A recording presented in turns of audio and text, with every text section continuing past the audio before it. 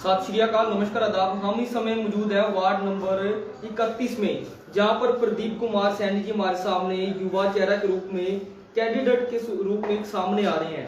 क्या कुछ इनके उद्देश्य रहेंगे, गांवों में जाकर क्या प्रमुख समस्याएं इनके सामने आ रही हैं, और जो समस्याएं इनके सामने आ रही हैं, उन जिन समस्याओं से रूबरू हो रहे हैं, उन समस्याओं का संविधान किस प्रकार होगा, तो सारी वार्तालाप करेंगे। फिलहाल सर, आपका बहुत बहुत स्वागत है हमारे चैनल पर।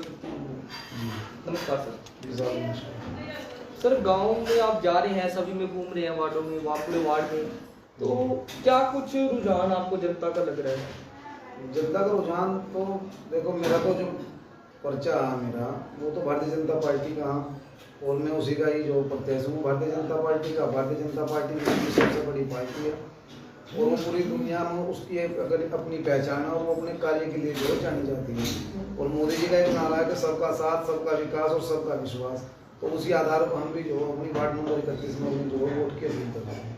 ठीक है जी। अब गाँव में जा रहे हैं, क्या कुछ प्रमुख समस्याएं आपको गाँव वासियों की सामने आ रही है? समस्या तो ज़्यादा मुझे किसी ने बताई नहीं, लेकिन चूँकि मैं तो प्रधान रहा इस गाँव कुलडी की, मेरी पत्नी प्रधान रही पिछले 5 सालों से, तो मैंने कुलडी, नजरपुरा, सैदपुरा, खालसा, जो अपने 4 गाँव पड़ते हैं इस पंचायत में, तो उनमें सभी को बराबर बराबर विकास कराया। और अन्य मैं ये भी कह रहा हूँ कि भाई, जैसा मैंने इन 4 गाँव में विकास कराया, अगली बार 11 गाँव की जिम्मेदारी मिलेगी, तो ऐसे ही विकास जो इन 11 गाँव में करूँगा। तो समस्या कोई ज़्यादा विशेष कोई है। ठीक है जी। तो क्या कुछ उद्देश्य को लेकर आप चल रहे हैं? उद्देश्य तो यही है कि भाई, शिक्षा का प्रसार प्रचार करना, जो बेरोजगार युवा हैं उनके लिए रोजगार के सर्जन करना, और जो खेल के मैदान हैं उनके लिए डेवलपमेंट करना, और ये जो सड़कें हैं, पानी है, बिजली है, इस सब की सुचारू व्यवस्था सबको मिला। और अंतिम पंक्ति तक जो अंत्योदय योजना जो उस समय पंडित दीनदयाल उपाध्याय जी के उसमें चलाई थी, माननीय अटल बिहारी वाजपेयी जी ने, तो उस अंत्योदय योजना का ये विषय ये है कि जो सबसे अंत में खड़ा हुआ व्यक्ति है, और जो हमारे पास संसाधन है इस देश के, वो उसे भी प्राप्त होने चाहिए। तो हमारा जो मिशन है वो अंत्योदय मिशन का मानिए ये, तो जो अंतिम पंक्ति में खड़ा हुआ अंतिम व्यक्ति है, उस तक भी जो सब तरह के सरकार के और संसाधन जो उसे भी उपलब्ध हो जाए। जो योजनाएं गवर्नमेंट से ऊपर, सेंट्रल गवर्नमेंट से चलती हैं, वो धरातल तक जी, सरकार की योजना धरातल तक पहुँचे, और वो जिनके जो पात्र लोग हैं उसमें, वो उनके लिए जो पूरी तरह जो सुविधा सब उन्हें प्राप्त हो। जैसे सबके स्वच्छता अभियान की धज्जी तो मैं कह नहीं सकता कि उड़ी है, चूंकि कोई भी काम करने में समय लगता है। धीरे धीरे स्टेप बाय स्टेप, 1 बाय 1 करने से ही जो काम धीरे धीरे जो एक समय ऐसा आता है कि काम समाप्त हो जाता है। तो जो मोदी जी ने कहा कि स्वच्छता अभियान उन्होंने शुरू कहाँ से किया कि हम सबसे पहले भारत में जो शौचालयों का निर्माण कराएंगे, और सभी लोग जो है वो खुले में शौच ना जाए, तो इसलिए जो है वो शौचालयों का निर्माण उन्होंने इसलिए किया। पंचायत गांव में लगभग 120 शौचालय बनाए गए प्रधानमंत्री योजना। कितने लोग पात्र थे? पात्र तो लगभग 300 लोग थे। तो उनमें 120 क्यों बने? 120 इसलिए बने कि वो उनका जो प्रॉपर चैनल से उनकी सूची गई हुई थी, उसी सूची के माध्यम से उनके पैसे उपलब्ध हुए हम लोगों को। फिर हमने अन्य लोगों के प्रस्ताव भी करके भेज रखे हैं, वो चुनाव की वजह से पैसा रुका हुआ, नहीं तो जो उन लोगों का पैसा भी जो चुनाव के तुरंत बाद उनको शौचालय जो बना दिए जाए। प्रधानमंत्री आवास योजना के तहत कितने लोगों को लाभ मिला आपके गांव में? हमारे गांव में जी 11 मकान बनवाए गए। तो 11 लोग ही पात्र थे या और भी पात्र हैं? पात्र और अन्य लोग भी थे, लेकिन तो उनको क्यों नहीं मिल पाए? स्टेप बाय स्टेप चल रहा था ना।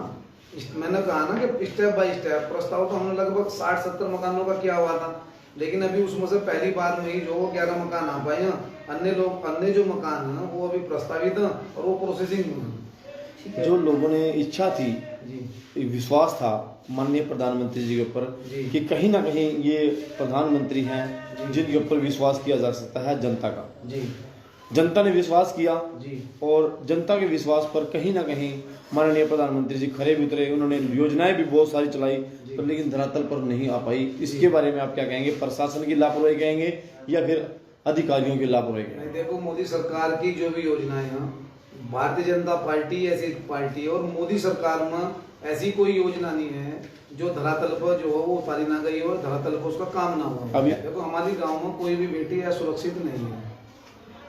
और शिक्षित कितनी हुई है? शिक्षित तो लगभग हमारे यहाँ 100%। जो गरीब घरों की बच्चियां नहीं पढ़ सकती, उनके लिए क्या मुहिम चलाई आपकी सरकार ने और आपने? हमारे गांव में ऐसी कोई स्थिति नहीं है कि कोई खाना फ्री, ड्रेस फ्री और पुस्तकें भी फ्री सरकार की। खाना फ्री नहीं चाहिए, ड्रेस फ्री नहीं चाहिए, ये शिक्षा फ्री चाहिए। शिक्षा फ्री शिक्षा कितने लोगों को फ्री मिल रही है? मैं जब देखो वो स्कूल जाएंगे तो उनको ड्रेस भी चाहिएगी, भोजन भी चाहिएगा, और तब भोजन कुपोषण ना हो बच्चों को, तभी तो वो पढ़ पाएंगे। एक योजना चली थी 134A फार्म में, जी उसमें क्या था, गरीब बच्चे बड़े स्कूलों में, प्राइवेट स्कूलों में दाखिला ले लेते, आसानी से ले लेते थे।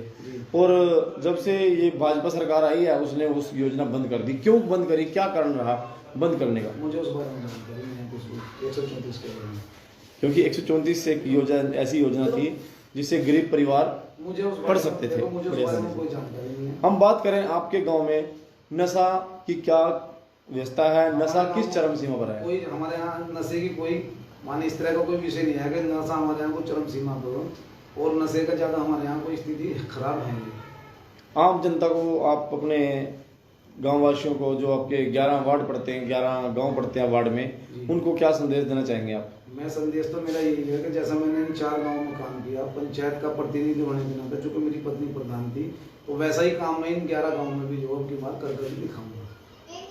ठीक है, धन्यवाद।